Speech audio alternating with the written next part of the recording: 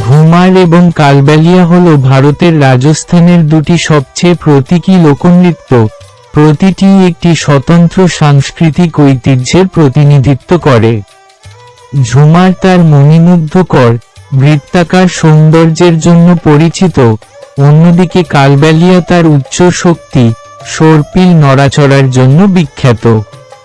সাপেরা নৃত্য বা স্নেক চার্মার নৃত্য নামেও পরিচিত, এই রূপটি থর মরুভূমির যাযাবর কালবেলিয়া সম্প্রদায় দ্বারা পরিবেশিত হয়। কল্পনা করুন, কালবেলিয়া উপজাতির নারী পুরুষদের ঢোলক, পুঙ্গি, খুরালিও এবং মোরচাম বাদ্যযন্ত্রের সাথে ঘুরপাক খাওয়া মণিমুগ্ধকর লোকনৃত্য দেখার দৃশ্য কতই না মণিমুগ্ধকর হবে।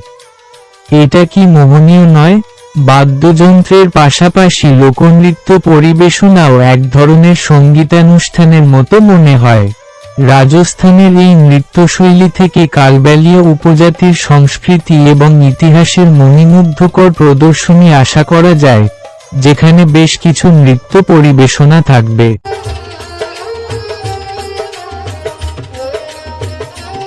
এই নৃত্যশৈলীতে কালবেলিয়ার পুরুষ ও মহিলারা ঐতিহ্যবাহী।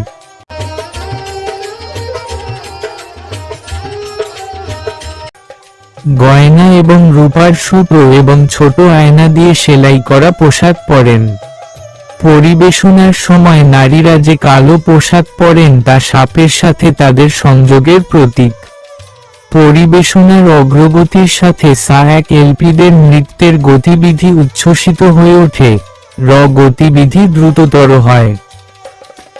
পরিবেশনার সময় ব্যাগদের অভিনয়ও দেখা হলো ভিল উপজাতির একটি নৃত্য যা দেবী সরস্বতীর পূজায় পরিবেশিত হতো, যা পরবর্তীতে অন্যান্য রাজস্থানী সম্প্রদায় গ্রহণ করে।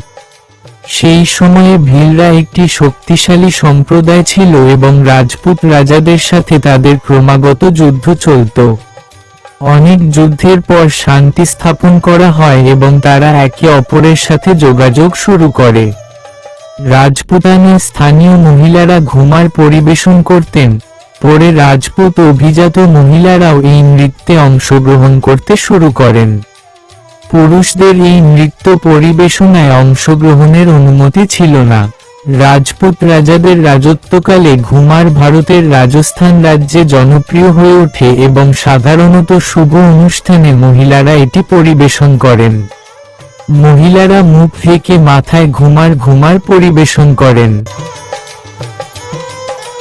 রাজস্থানের বিভিন্ন অঞ্চলের সাথে এই নৃত্যের ধরন ভিন্ন এবং পোশাকে সামান্য পরিবর্তন আসে।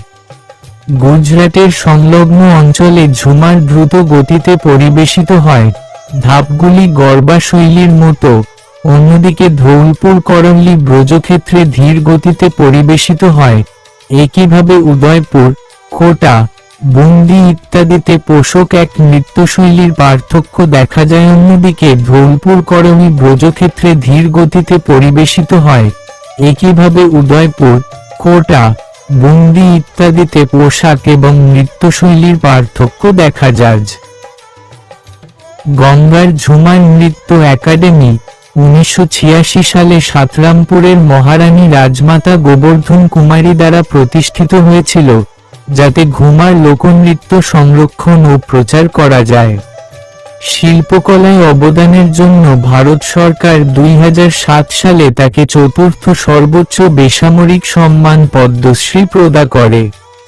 2017 সালের বলিউড ছবি পদ্মাবতে ঘুমার একটি জনপ্রিয় গান ছিল।